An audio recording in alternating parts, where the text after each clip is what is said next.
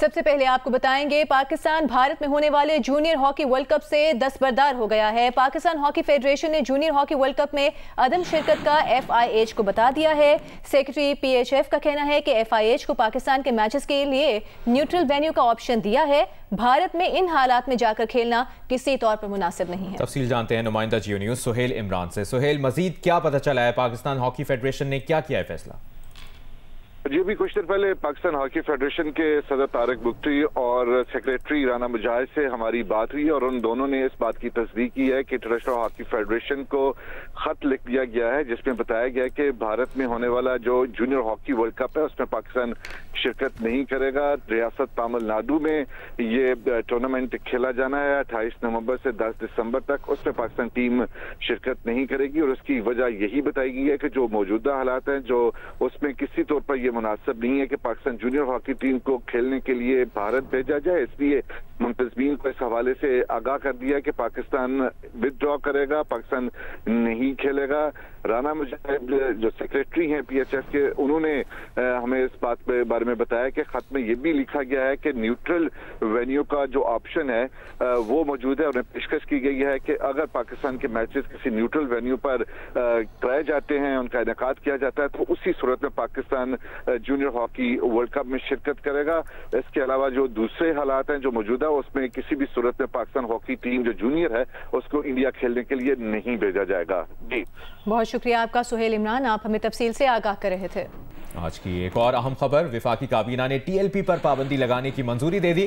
TLP پر پابندی کی منظوری وزیر اعظم شہباز شریف کی زیر صدارت وفاقی کابینہ کے اجلاس میں دی گئی۔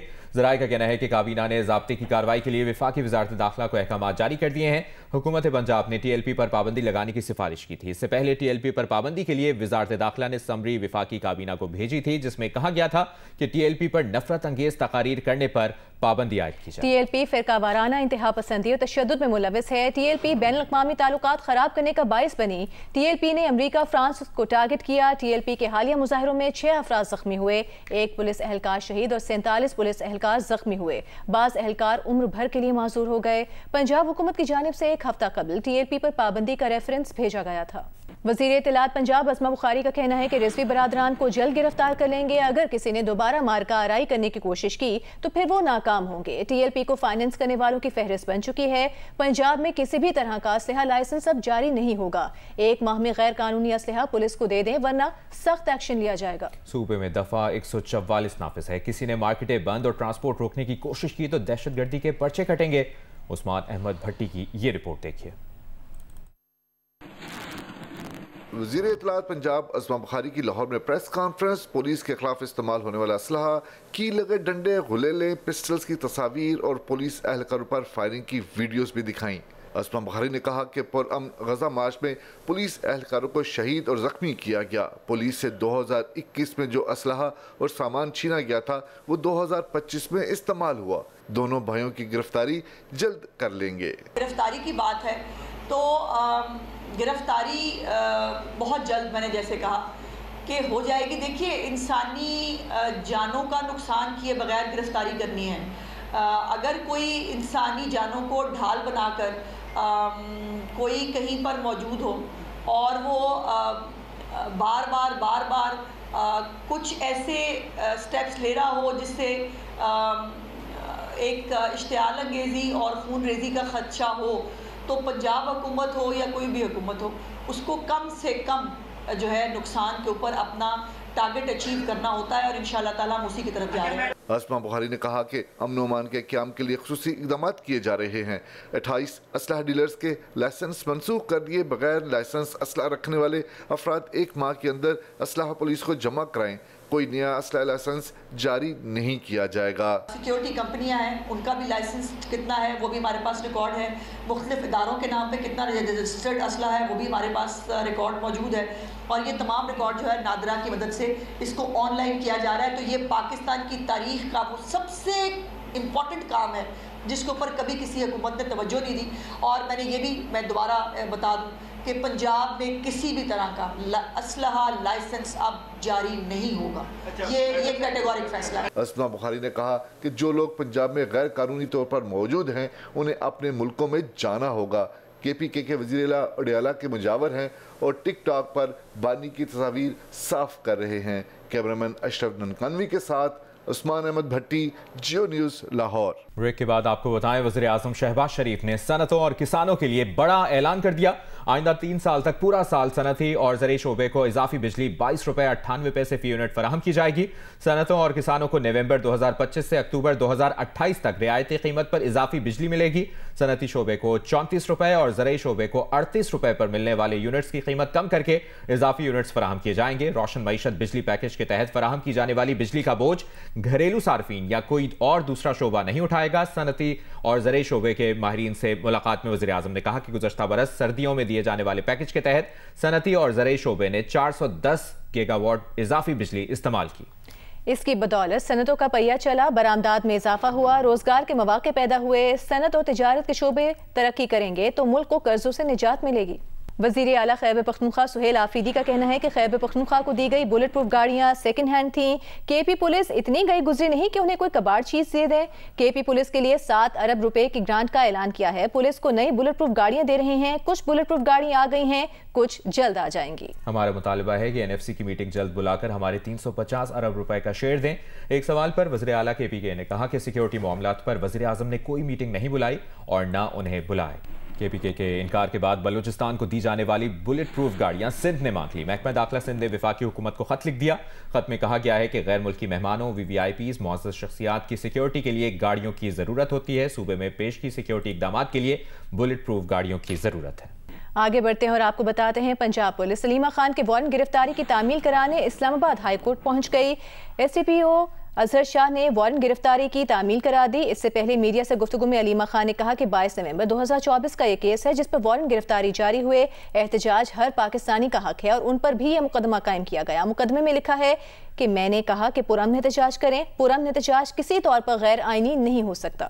نیب نے رواں سال کی تیسری سہ ماہی میں کی گئی ریکوریز کی تفصیلات جاری کر دی۔ نیب کے مطابق ادارے نے تیسری سہ ماہی میں 11 کھرب روپے سے زائد کی ریکوریز کی، جو پچھلی سہ ماہی کے مقابلے میں 242% زیادہ ہیں۔ نیب کراچی نے ایک مقدمے میں 2.8 ارب روپے مالیت کے 2 پلاٹ واگزار کرائے۔ نیب سکھر نے 2.5 ارب روپے مالیت کی NHA کی 361 ایکڑ اضافی اراضی واگزار کرائی، جبکہ 13 لاکھ ایکڑ پر محیط مینگرووز کے جنگلات کی اراضی بھی واگزار کروائی گئی۔ جنگلات کی اراضی کی کل ریکوری کی مالیت 25 کھرب روپے تک پہنچ گئی ہے۔ عوامی دھوکہ دہی کے مختلف مقدمات میں ریکوریوں سے 17,000 سے زائد متاثرین مستفید ہوئے۔ 5,000 متاثرین کو ایک کیس میں پہلی بار رقوم کی آن لائن ادائیگی کی گئی۔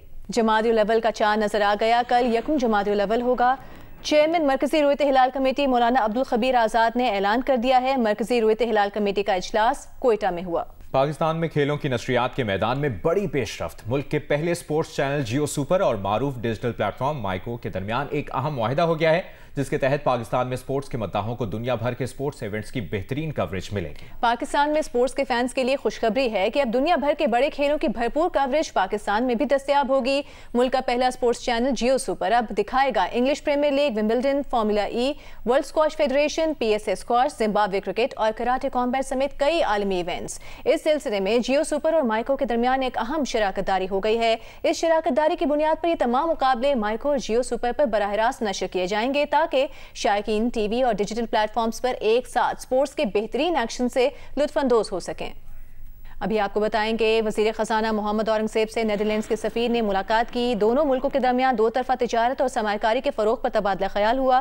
وزیر خزانہ محمد اورنگزیب نے پاکستان اور نیدرلینڈز کے درمیان تاریخی تعلقات کو سراہا اور کہا پاکستان نے معاشی استحکام کی جانب کامیاب منتقلی کی ہے۔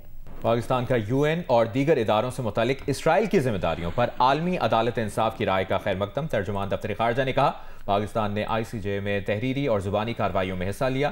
UNRWA کے مینڈیٹ اور فلسطینی عوام کے لیے اس کے کردار کی مکمل حمایت کی۔ پاکستان نے عدالت کی مشاورتی رائے پر مکمل عمل درآمد اور UNRWA کی سرگرمیوں کی بحالی کا مطالبہ کیا۔ فلسطینیوں کے حق خود ارادیت اور آزاد ریاست فلسطین کے قیام کی غیر متزلزل حمایت کا اعادہ کیا۔ عالمی عدالت نے قرار دیا ہے کہ اسرائیل غزہ میں انسانی امدادی کارروائیوں میں رکاوٹ نہ ڈالے۔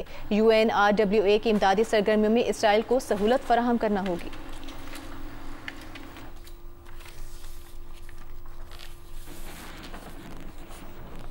अमरीकी सदर डोनाल्ड ट्रंप का कहना है कि गजा पट्टी में जंग रुक चुकी है। नेतन्याहू मुआहदे को कबूल करें। हमास ने जंगबंदी के मुआहदे की खिलाफ वर्जी की तो तबाहकुन नताइज होंगे।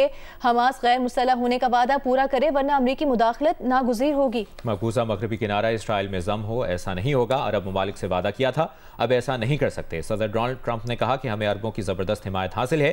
अगर ऐसा हुआ तो इसराइल अमरीका से अपनी हिमायत खो देगा। गुज़श्ता रोज इसराइली पार्लियामेंट ने मकबूजा मगरबी किनारे पर कब्जे का बिल मंजूर किया था।